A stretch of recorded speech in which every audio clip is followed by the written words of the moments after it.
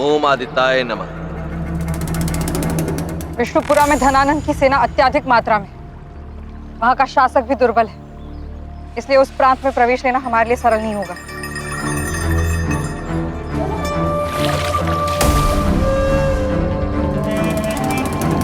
ओम सावित्रे नमः। केवल पारसपुरा को छोड़कर बाकी सभी प्रांतों का यही हाल है।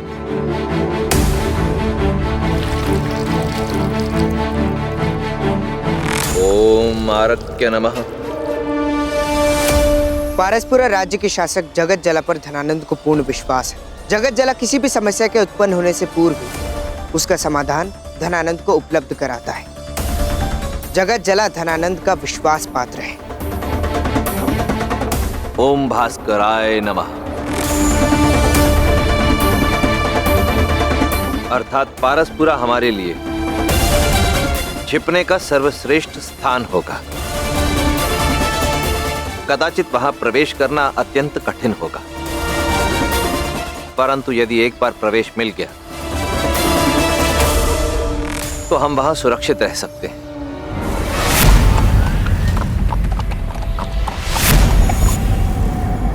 क्या हुआ बहन निशुंबा? क्या तुम्हारी छठी इंद्री तुम्हें यहाँ किसी के होने का आभास करा रही है?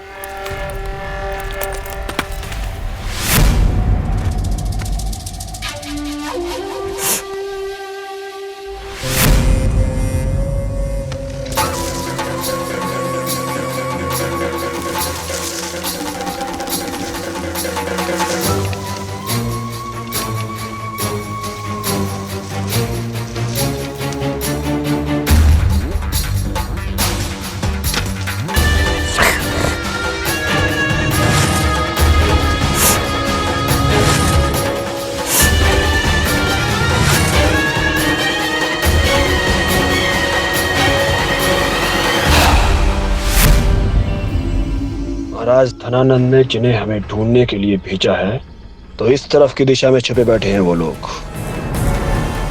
सब अलग अलग दिशा से होकर पारसपुरा प्रांत पहुंचो।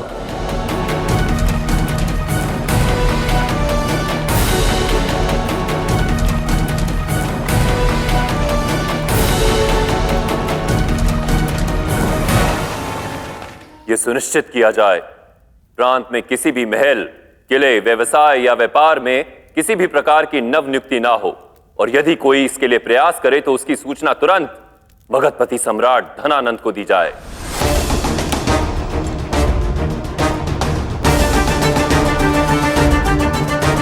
महामात्य, ये घोषणा राज्य के सभी प्रांतों में निश्चित रूप से करवा दी जाए, शीघ्र, अति शीघ्र। निश्चिंत रहिए महामहिम, ये घोषणा पत्र मैं स्वयं हर प्रांत में लेकर जाऊंगा।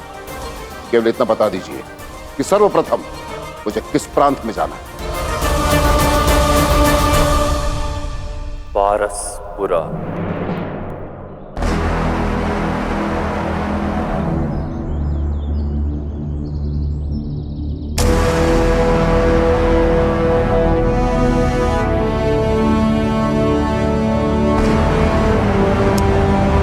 तो ये है पारसपुरा प्रांत।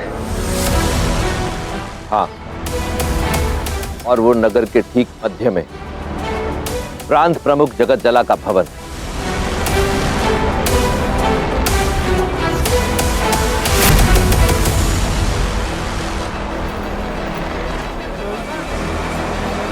इतनी चहल पहल, प्रतीत हो रहा है कि इस गांव में कोई उत्सव की तैयारियां चल रही है।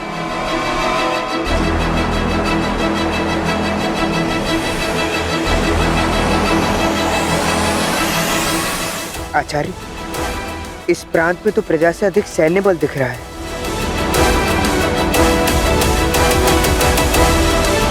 यहाँ आश्रय लेना अत्यंत ही कठिन होगा। इसीलिए तो इस स्थान का चयन किया। यदि हमें सुरक्षित रहना है तो हमें जगत जला के भवन में आश्रय लेना होगा। क्या? किंतु हम ये कैसे करेंगे आचार्य? मेरे पास एक योजना है।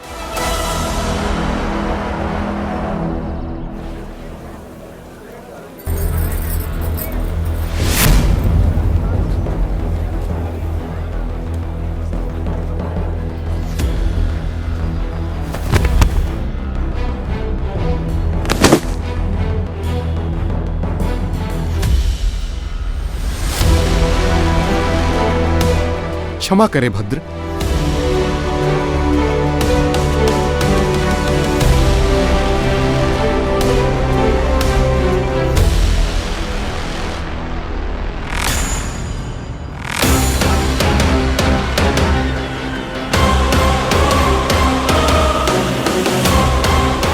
आचार्य, आपने उस दास को जानबूझकर धक्का दिया, पर क्यों? इसके लिए ये एक विशेष पहचान चिन्ह है जो जगत जला के सभी कर्मचारियों के पास रहता है। उसके सभी स्थायी सेवक और सेविकाएं इसी पहचान चिन्ह की सहायता से ही उसके भवन में प्रवेश करते हैं। अब हमारा केवल एक ही उद्देश्य है, इस पहचान चिन्ह को प्राप्त करना, क्योंकि केवल यही पहचान चिन्ह हमें धनानंद और उसके सैनिकों से सुरक्षित रख सकता है। ये बनेगा अब हमारी ढाल।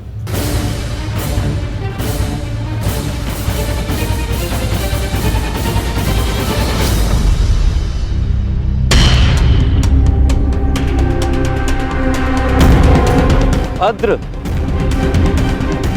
आप इसे ढूंढ रहे हैं? जी। प्रतीत होता है मार्ग में वहां गिर गया। बहुत बहुत धन्यवाद, आभार आपका महोदय। सुनिए,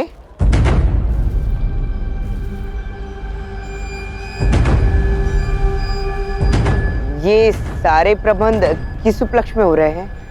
वो क्या है ना, हम यात्री हैं और एक छोटे से गांव बरसाला से आए हैं। हमने जीवन में कभी इतना भव्य उत्सव नहीं देखा। अरे आज बहुत ही रोमांचक दिन है। हमारे नगर प्रमुख जगत जला जी के पुत्र मार्तंड और नगर के अन्य मुखियाओं के पुत्रों के बीच एक बहुत ही विशेष और जटिल प्रतियोगिता का आयोजन हुआ है। ये सारा प्रबंध उसी के लिए है। अच्छा, मुझे देर हो रही है। प्रतियोगिता? कैसी प्रतियोगिता? जगत जला के पुत्र मार्तंड को सर्वश्रेष्ठ सिद्ध करने की प्रतियोगिता। किंतु यदि वो वास्तव में इतना श्रेष्ठ है तो उसे प्रमाणित करने के लिए उसके पिता को इतना भव्य समारोह क्यों आयोजन करना पड़ रहा है? क्योंकि वो सर्वश्रेष्ठ नहीं है। जो सत्य में सर्वश्रेष्ठ होते हैं उन्हें शक्ति प्रदर्शन की आवश्यकता नहीं होती। शक्ति प्रदर्शन केवल वही करते हैं जिन्हें स्वयं अपनी शक्ति पर संदेह होता है। जगत जला अपने दुर्बल पुत्र मार्तंड को संपूर्ण नगर के समक्ष सर्वश्रेष्ठ सिद्ध करके यह प्रमाणित करना चाहता है कि उसका पुत्र उसके स्थान पर नगर प्रमुख बनने के लिए पूर्णतः योग्य हो चुका है।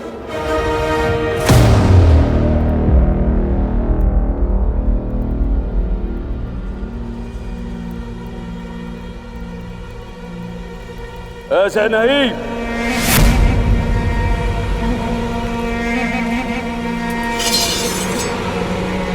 तलवार ऐसे उठाते हैं, सीधा सीधा पकड़ो, ऊपर उठाओ, सीधा ऊपर उठाओ, सीधा पकड़ो। अपनी कलाइयों को झुकाओ नहीं, कलाइयों को सीधा रखो। देखो मार्तंड, ये तुम्हारे लिए अंतिम अवसर है। तुम्हारे कारण आसपास के गांव के मुखिया का दुस्साहस इतना बढ़ गया है कि वो मेरी आंखों में आंखें डालकर मुझे ललकारने लगे हैं। उनका मानना है कि तुम मेरे उत्तराधिकारी बनने के योग्य ही नहीं हो।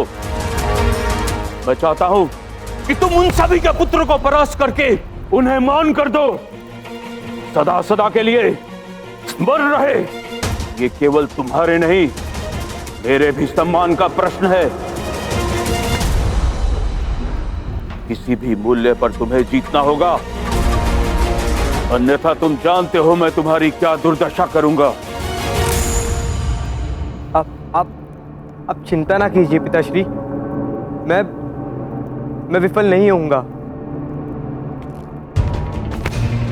यही बात पूरे विश्वास के साथ कहो कि पिताश्री मैं जीतूंगा। पिताश्री, मैं ही जीतूंगा। और आत्मविश्वास के साथ। पिताश्री, मैं अवश्य जीतूंगा। आर्य,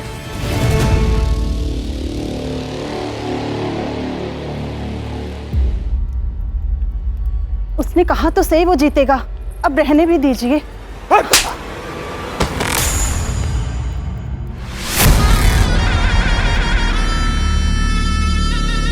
आगे से अपना स्थान याद रखना मूर्ख स्त्री। एक प्रांत प्रमुख और उसके उत्तराधिकारी के मध्य बोलने का दुस्साहस फिर कभी ना करना।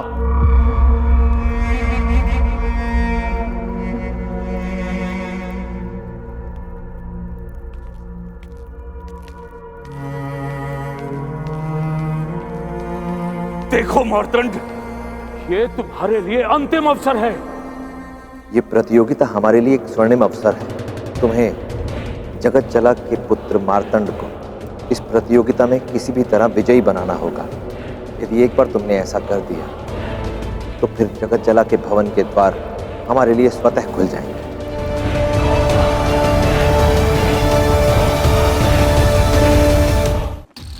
इस घोषणा से मगध के द्वार चाणक्य चंद्रगुप्त के लिए सदा सदा के लिए बंद हो जाएंगे। कोई उन्हें आश्रय नहीं देगा। कदाचित तो जगत जला को इस अमर्त्य राक्षस के आने की सूचना मिल गई होगी। जी अमात्य, वैसे आपको सूचित कर दूं कि आप अत्यंत शुभ दिन पर पारसपुरा पधार रहे हैं। आज नगर प्रमुख ने अपने पुत्र के शक्ति प्रदर्शन के लिए एक भव्य दिव्य प्रतियोगिता का आयोजन करवाया है। चलो।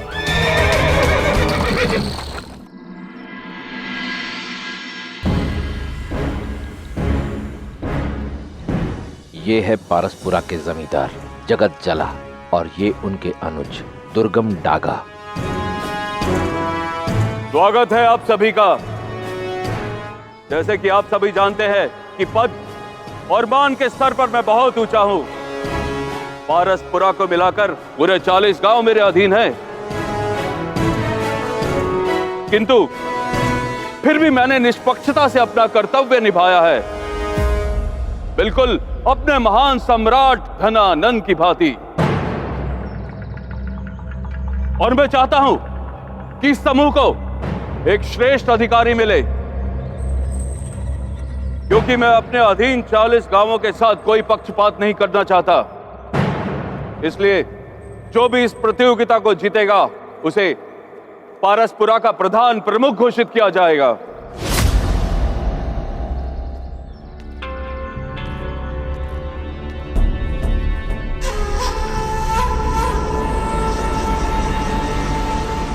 इसे कहते हैं मूर्खता।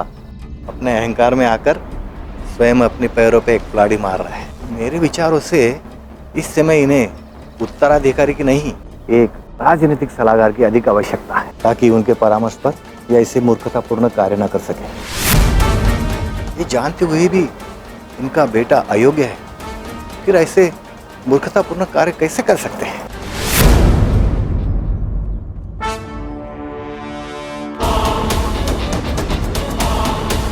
तुम्हें क्या लगता है मुझे एक राजनीतिक सलाहकार की आवश्यकता है?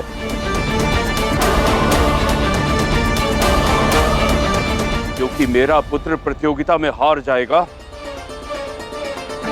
चौंको मत, जगत जला के कान बहुत तेज हैं, पूरे जगत की सरसराहट को सुन सकता है। अब तुम देखोगे कि मेरे पुत्र मार्तंड के समक्ष तुम्हारा पुत्र पशुपाल कितनी देर टिक सकेगा। अवश्य भद्र। आचार्य, आप मौन रहो। यदि मैंने अभी सलाहकार बनने का प्रयास किया तो संदेह के घेरे में आ जाऊंगा। यदि यही कार्य करना है तो इसके लिए कोई युक्ति लगानी होगी। तुम मेरी चिंता छोड़ दो, मैं कोई ना कोई मार्ग अवश्य निकाल लूंगा। चंद्रगुप्त मार्तंड के माध्यम से प्रवेश चिन्ह प्राप्त कर ही लेगा। मैंने महारानी को भी जगत जला के भवन की ओर भेजा है सूचना एकत्र करने के लिए। वो अवश्य ही कोई ना कोई दुर्बल कड़ी निकालकर प्रवेश का मार्ग ढूंढ लेंगे। शेष बचे तुम और स्थूल।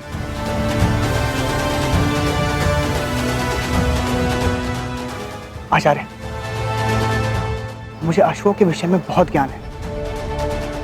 कदाचित मैं शाही अस्तबल के माध्यम से भवन में प्रवेश कर ले सकूं। उत्तम, तो चलो अस्तबल चलते हैं। प्रतियोगिता का समय भी हो रहा है। कुमार, इसमें प्राथमिक चिकित्सा की सामग्री है और इसमें जल है। मेरा दास कहाँ है? अभी तक आया क्यों नहीं?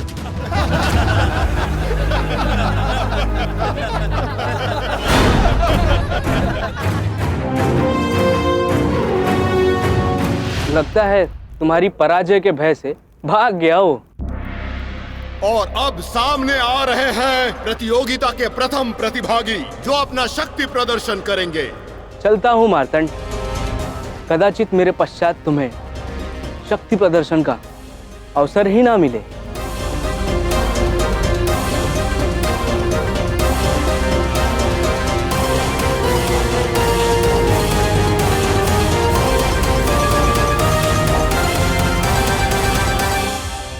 क्या हुआ मार्तंड, तुम्हारा दास नहीं है? प्रतीत होता है कि तुम्हें अपना झोला स्वयं उठाना होगा। अब उदास मत हो, मेरे पास तुम्हारे लिए एक उत्तम प्रस्ताव है। मेरा सेवक बनकर मेरा झोला उठाओ, कम से कम प्रतियोगिता देख तो सकोगे। प्रतियोगिता के अगले प्रतियोगी हैं पशुपाल। चलो, अब जीतने के पश्चात भेंट होगी। चलता हूं।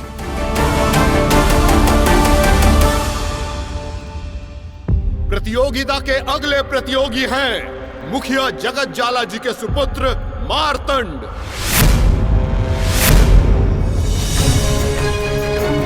ये मार्तंड कहाँ रह गया?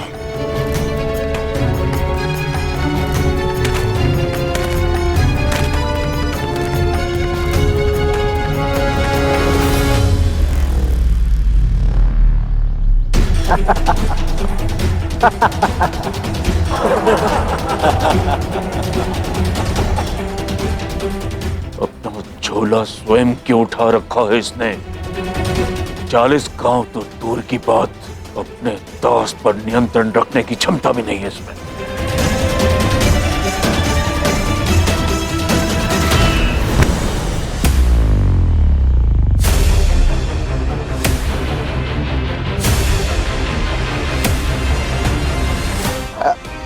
क्षमा कीजिए स्वामी, मुझे आने में थोड़ा विलंब हो गया। कौन हो तुम? और मेरा दास कहाँ है? समझ लीजिए कि आज के दिन मैं ही आपका दास हूँ।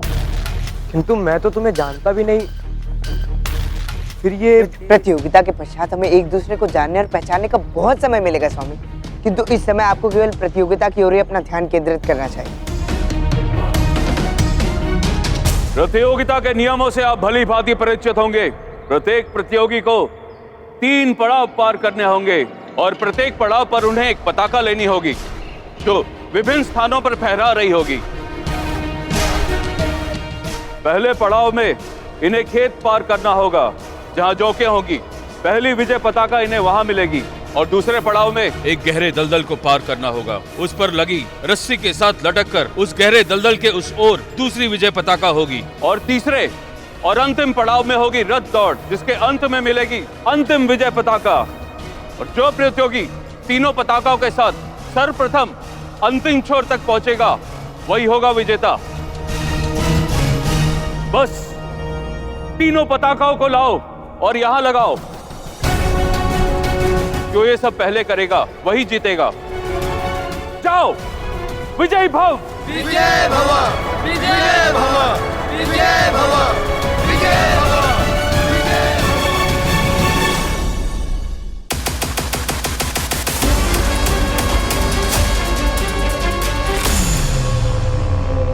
प्रतिस्पर्धा की प्रथम स्पर्धा का आरंभ किया जाए।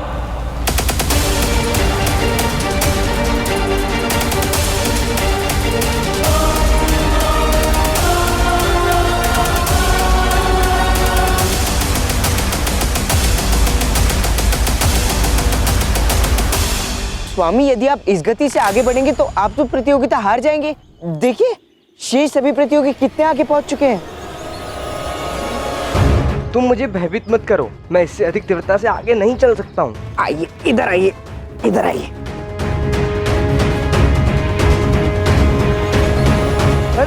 अरे दास, तुम ये क्या कर रहे हो?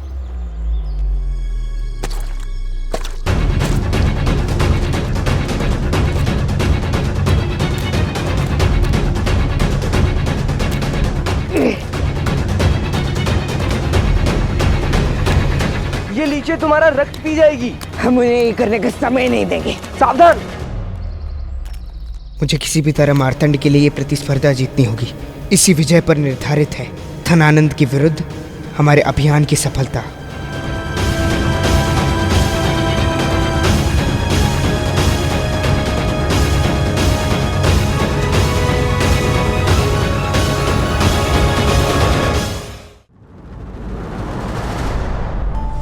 किसी भी प्रतियोगिता में भाग लेने वाले प्रतियोगी का उद्देश्य स्पष्ट होता है, उसमें विजय प्राप्त करना। किंतु जीवन में कभी कभी बड़ी विजय प्राप्त करने के लिए हमें छोटी छोटी पराजय स्वीकारनी होती है, क्योंकि वही उस समय और परिस्थिति की मांग होती है। इसलिए स्मरण रहे, हर एक पराजय लक्ष्य प्राप्ति के मार्ग में अवरोध नहीं होती, कुछ सीढ़ियां बनकर आपको अपने लक्ष्य के और निकट ले जाती। नीतियां मेरी, नियति आपकी,